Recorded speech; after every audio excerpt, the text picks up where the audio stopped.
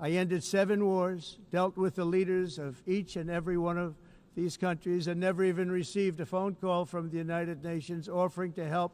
All I got from the United Nations was an escalator. Shugaban ƙasar Amurka Donald Trump kenan yake korafi a gaban Majalisar Ɗinkin Duniya biyo bayan abin da ya faru shi da matan shi lokacin da suka hau matattakalar hawa sama amma ta makale.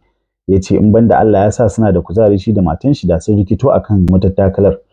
Shugaban ya kuma ci gaba da jawabi inda ya soki Majalisar Ɗinkin Duniya da cewa ya yi namijin ƙoƙari ta hanyar kawo ƙarshen yaƙe-yaƙe kusan guda 7 amma babu kiran da ya samu ko jinjina daga Majalisar Ɗinkin Duniya.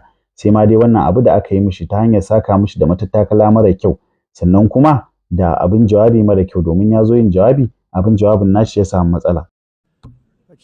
Ya zargi Turai da tallafawa yaƙin Ukraine ta hanyar sayar makamashi daga Rasha sannan ya soki London tare da nuna ɓacin ransa kan yadda ya ce ƙasar na neman rungumar tsarin shari'ar Musulunci wato Shari'a Law. Ya yi kira da ƙasashe su kulle iyakokinsu da kuma korar baƙi marasa izini kamar yadda yake yi a Amurka.